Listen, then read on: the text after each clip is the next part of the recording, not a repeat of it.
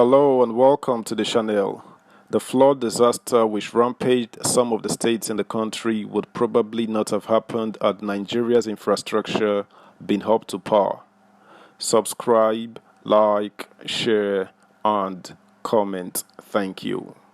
How poor infrastructure worsened flood disasters in states across Nigeria.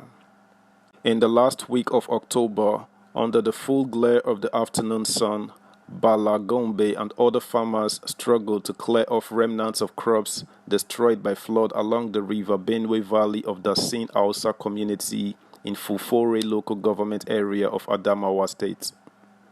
Dressed in an off-white kaftan, Mr. Gombe said he planted rice and maize on 2-hectare farmland by the river bank but could not harvest a single grain from any of these crops due to the flood disaster.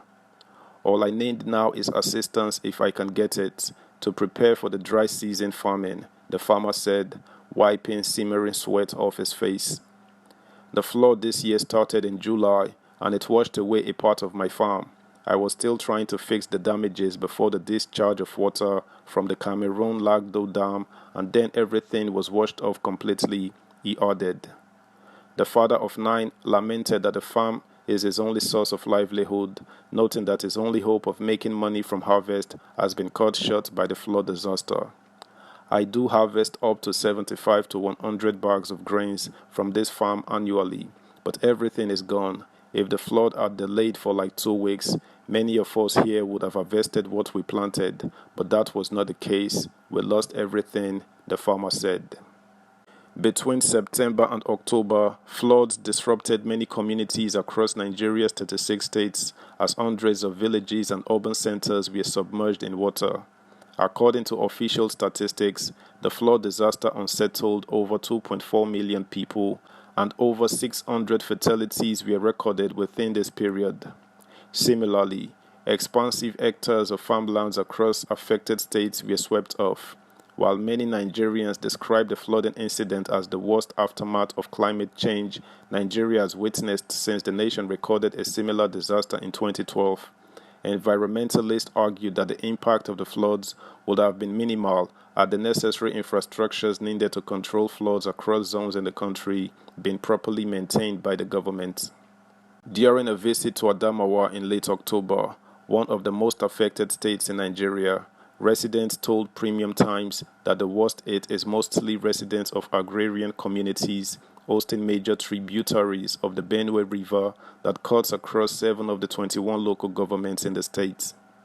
According to the official tallies of the National Emergency Management Agency (NEMA) zonal office in Adamawa State, within 3 months, July to September, when rainfall was at its peak, 12 local government areas were submerged.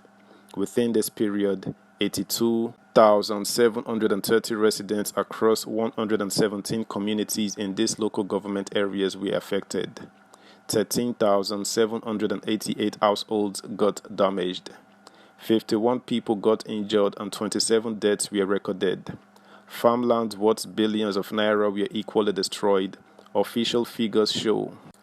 Affected local government areas include Song, Fufore, Demsa, Lamode, Jire, Madagali, Sheleng, Noman, Yola North, Yola South, Jeda, and Guyok, Nima said.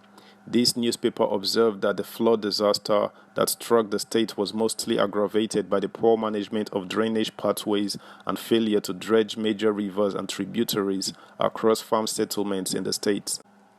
Over the past decade, like many parts of Nigeria, Adamawa has continued to experience annual flooding during rainy seasons, but many residents and government officials who spoke with Premium Times in October lamented the devastating impact and intensity of the flood in 2022.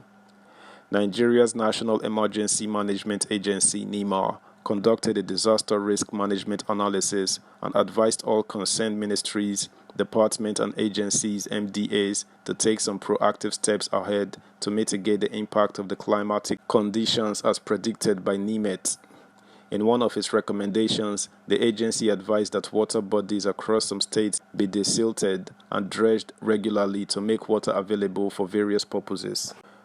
Likewise, the agency urged the relevant institutions to carry out routine monitoring of dams and water bodies so that their operation rule curve for the reservoirs is adhered to. Subscribe, like, share, comment. Please turn on the notification bell. Thank you. But Premium Times found that this is not the case across all the worst-hit communities in Adamawa State. During a visit to some of the affected communities in October, it was observed that the flooding was triggered by the overflowing River Benue that cuts across Fufore, Yola South, Newman, Yola North, Jire, Demsa, and Lamod local government areas with major tributaries in Guyok and Sheleng local government areas. At Demsa, Newman, Lamod, Furore, and Jire local government areas, our reporters observed that all the major points of the River Benue close to farmlands and communities have not been desilted over the past 20 years, likewise their tributaries across major settlements in the state. As a result of this, amidst the increase in rainfall and the subsequent release of the Lagdo Dam water by the Cameroonian authorities, the depth of the river and surrounding tributaries and drainages could not accommodate a significant volume of water which flowed into surrounding communities and expansive farmlands. Aside from farmlands that were washed off by the flood, overflowing water also swept off major roads linking villages and communities, just as it destroyed bridges and many homes across these local government areas. Affected farmers and residents who spoke with our reporters said the impact of the flooding would have been minimal had the government across all levels been proactive by building the necessary infrastructures across flood-prone areas in the state.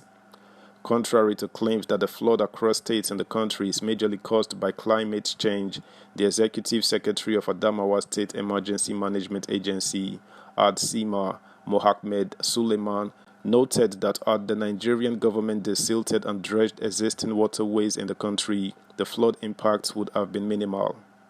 By the time you are able to manage the flood here in Adamawa State, it is like you have been able to solve 30 to 40%, if not more, of flood maintenance in Nigeria.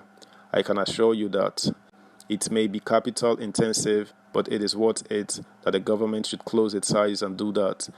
He said building a buffer dam and desilting the rivers in the state will not only curb the annual flooding ravaging the state, but that it has many economic benefits to the government.